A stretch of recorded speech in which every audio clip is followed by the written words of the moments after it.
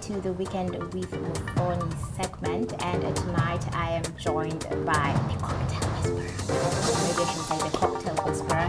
Yes, Pavraj, and he will get to show us how to make the perfect mocktail. Today's mocktail is the ocean water mocktail. Now, a mocktail is a non-alcoholic beverage. Yeah, I know you guys really want to know how to make that, for your family and friends these amazing and lengthy weekend. So karibu sana Pavraj. Great. Thank you for having me, Muthoni. Yeah. So today we're going to make a very simple basic mocktail. It's based on coconut water, a bit of Sprite, and we have natural clear blue pigment, which is just for the flavor, and a bit of bluish, which we can resemble to the ocean water. Yeah. Great. Can't wait to have that. But anyways, tell us more about yourself. Well, what can I say? Mixology is now my thing. It's become the trending careers in Nairobi as well. And it's been a very exciting, I guess, few months being a mixologist. Take us back, way back, growing up, school and work, everything in between. Well, pretty much did high school in Nairobi and got jumped into a lot of work for the experience, which is good. Initially moved to Canada to pursue my career in business management. And at the end of the day, Kenya is always home, so we moved back. Yeah, so with Kenya, I mean, you can do whatever you do around the world is the same thing you can do in Nairobi. So this is home end of the day, and so we're here now. Yeah, so business management in Canada. Yeah. But there was a time you were a chef there. Yes. Right? Tell us about that whole experience. Great. So about 3 years when I was studying as well, I worked as a head chef for an Italian restaurant, and it was an amazing experience. It was another passion I was not aware. It was like unlocking a new level of me. Yeah. So having that, I mean, progressing as just a Stonefire chef to becoming a head chef was a very interesting choice that I picked up as well. And that's an additional skill I developed. Wow, great. So a couple of years back, when you came back to Kenya, you found yourself back to the catering sector. So how did that make you feel? Well, moving back, I moved to a fintech company, fintech industry. It's a merchant-based company that I worked with. And getting to be around a lot of influencers and friends that actually do check out new restaurants, which became a trend. It just developed, we thought that how can we make this more fun, more interesting. So I got an opportunity at different places to try out mixology, learn how the movement is, what people mix, and then focus on mocktails particularly. Wow. Yes. So what was your first gig? Where was it? My first gig was, officially we did it at News Cafe at Sarah Center. It was a Virgin Mojito night, so we had offers all night at News Cafe. And you get to tell us why you people always pick those cheesy names, the Virgin Mojito. Anyways, away from that, you got, that title, the Cocktail Whisperer. So who came up with it? We went through a lot of names. I wasn't particularly focused on what name we're going to name this. I didn't expect myself to become a mixologist as well. This actually just started as a joke. And when I said, you know what, this is fun, a lot of people did reach out to me to conduct more events. We did a lot of trial and error. From very horrible names to what we have right now, I think we're on a good track. Yeah, trial and error. But I would like to know, really, let me head back to my previous question. Sure. Why do you guys call it the Virgin Mojito? What is that all about? I mean, there are lots of people out there who choose not to drink as well, and they do want to feel like, you know what, I want to blend with the group, I want to have something exciting as what everyone around us is having.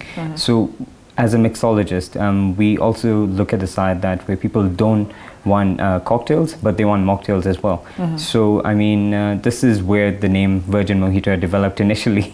So we're looking at about 60 to 80 years ago, whereby they said, you know what, a non-alcoholic beverage, let's call it Virgin Mojito. Great. So when it comes to the Kenyan market, and you've worked abroad as well.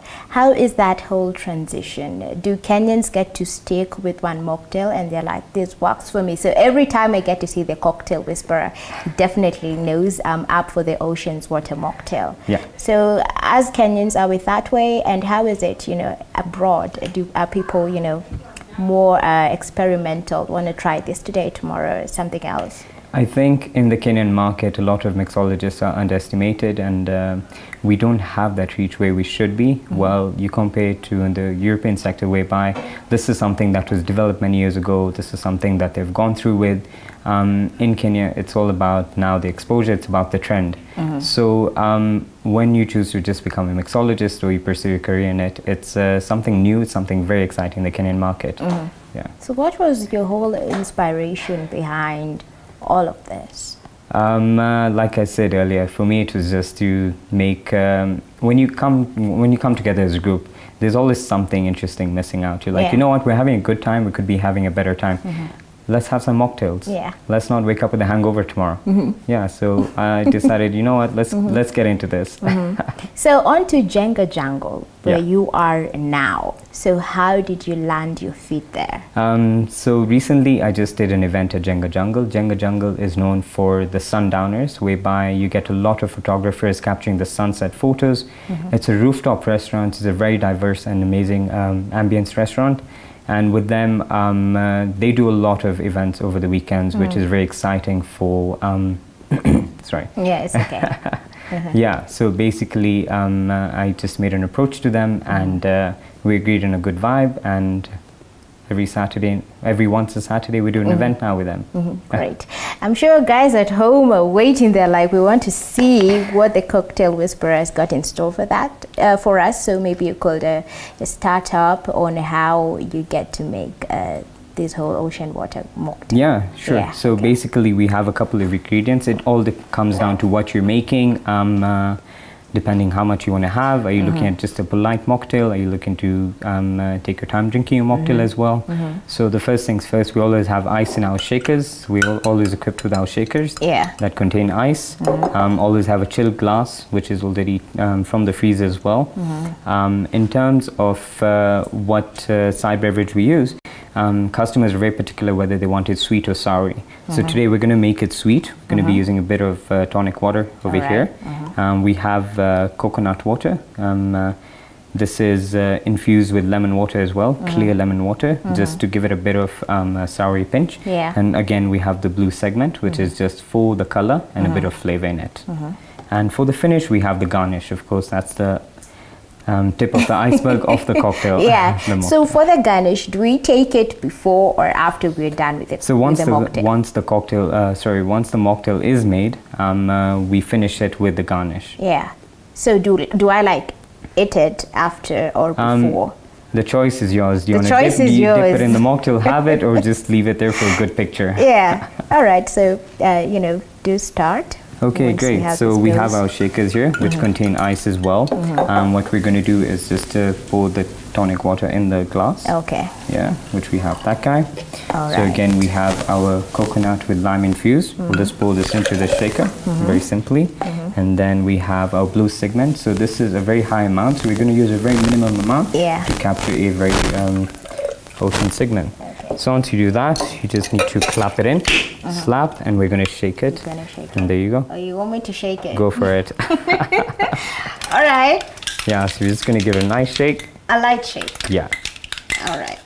That way. It doesn't, okay, do we have like seconds where we get to count? It depends. If you're making a very, if you're making something with quite a number of ingredients, then you have to give it a very thorough shake. I could refer you to a cocktail, but for mocktails, we get a very polite shake. And then once we're done, in a couple of seconds, we're going to pop it and pour it into the glass. Maybe we could do the shaking as well. You guys get to do this and these and these, and it's just all over the place. So we're not going to toss it around today, but we're just going to give you a simple shake. So once we have it sealed, we just give it a good hand, and then we just shake it up and down. Give it a good miss. And once that's done, so we're going to slap this guy, loosen it up, and we have it out there. And once that's done, we're looking at having no ice or no garnishes pouring into the glass. So we just keep it sweet and simple.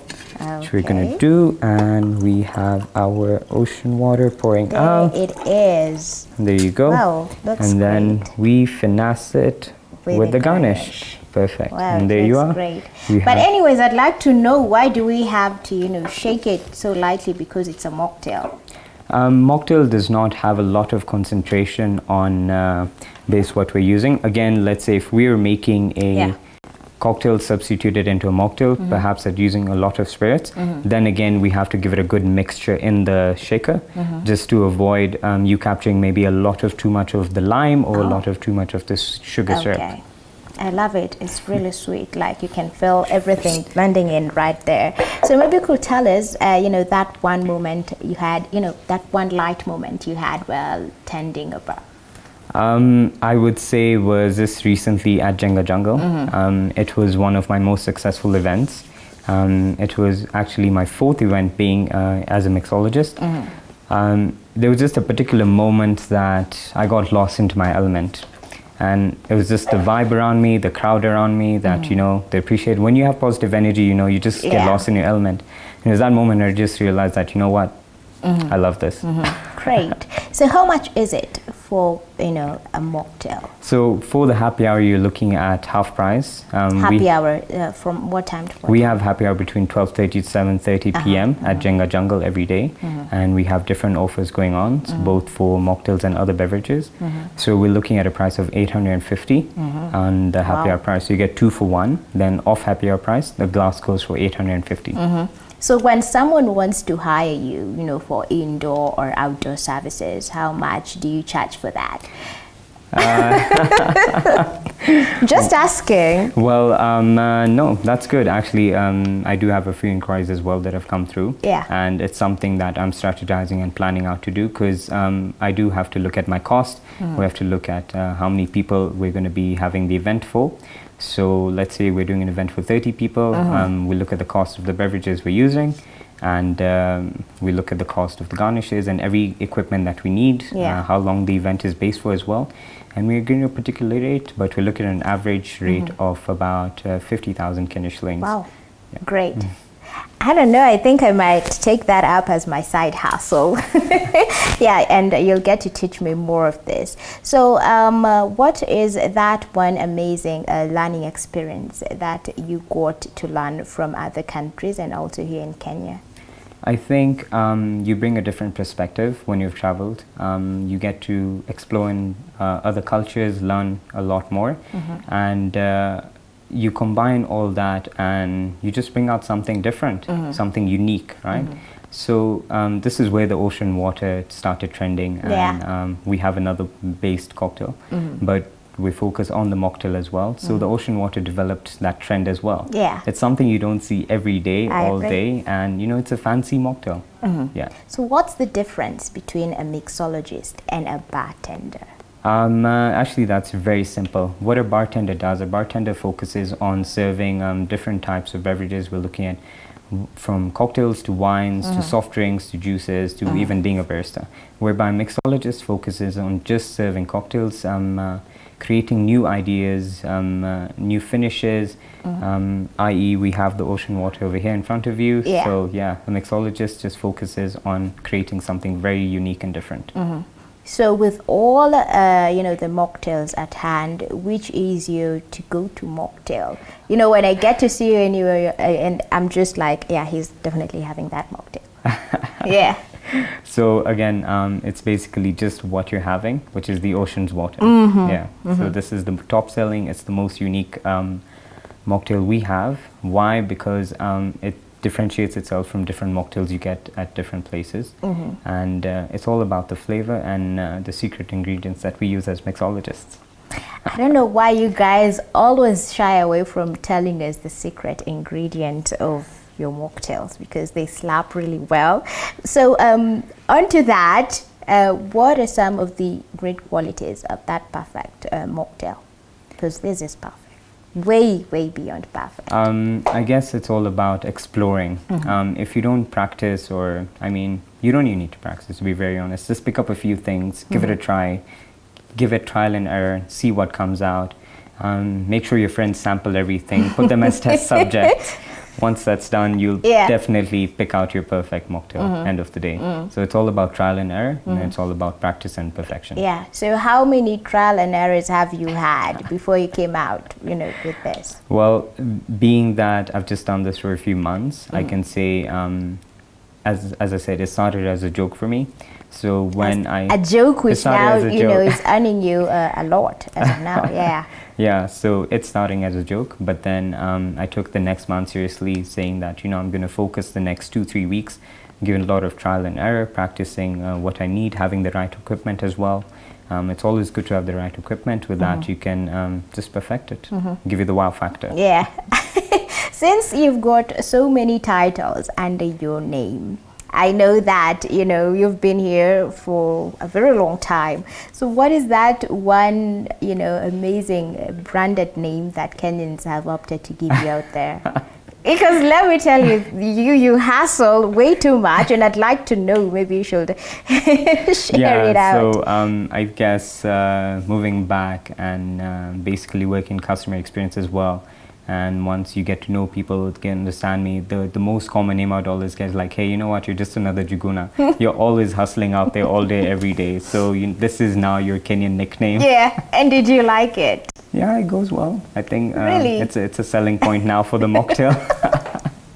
Okay, so what's that one advice that you'd give to someone who's, wants to pick this up and be like, I want to do this as a business, not only, for entertainment purposes, but to reach out to various entrepreneur sectors? I would say if you're good at something, don't do it for free. Juguna himself right there. Such an amazing advice. So for the garnish, you guys only choose oranges, or at times do we get to see pineapples? There's a variety of garnishes you can use. If you're looking at having a very soury mocktail that's using a pineapple infused juice, we'll put a pineapple garnish. We'll put in some mint as well as a finish. If you're looking at something very red, we'll toss in some strawberries, and just depending on what color or what your mood is, we'll make it based on that. I want to know, as you stated earlier, that you get to charge 50,000 Kenya shillings for your services. Does that also go for corporate events? Unfortunately not. This does not apply to corporate events. This applies to different events. Let's say perhaps a restaurant is looking for promotion on a guest bartending, or to run a promotion on the weekend, or maybe it's celebrating an event. For corporates, it would be a slightly high package as well, because that would require a bit more manpower, that would require a bit more perfection, and so they're looking at very high-end products that they want to use for the event, and then looking at slightly about. Okay, so for these services, how many people are under you, for that opportune event? Because I am trying to, get to think that, you have an event laid out there for you. So many people are there. So how many people are under you for that whole process to go, pretty well? Perfect. So let's say if I'm working with a particular brand, like let's say I had my collaboration with Jenga Jungle. So with Jenga, I did not need to have particular manpower. I worked with their team. Again, it's all about teamwork, right? We live in mixologists in Kenya are very underestimated. So the minute you get to understand what the other one is doing, it just becomes a fun thing, and you guys just bond so well. So it's very easy to just work with whoever's out there, and it's like everyone has their own groups. You have bikers groups, you have vehicle groups, and car groups or whatsoever. And now mixologists has reached that point that know what, we're having our own group. We're just going to be doing our own thing together. So your future plans? We want to know. We want to know. Although we know you want to tell us there are more secrets to it, but would like to know your future plans on this. Are you planning to stay at Jenga Jungle for a very long while? What's your plan? So with Jenga Jungle, being the general manager as well, we're looking to expand on what we have right now.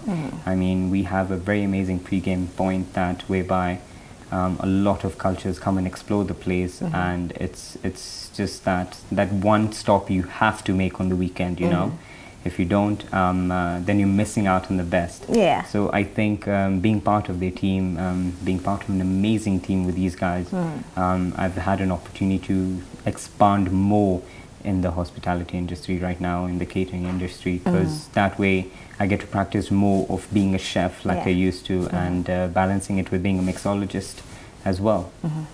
Great. So as we get to wind up, maybe you could tell guys out there where they can contact you or reach out to you when they're in need of your services. Sure. The easiest way to contact me, guys, is reach out to me on Instagram, pxv_b. Simple, straightforward name. Usually most active on Instagram. So yeah, that's the best way to reach me out. All right.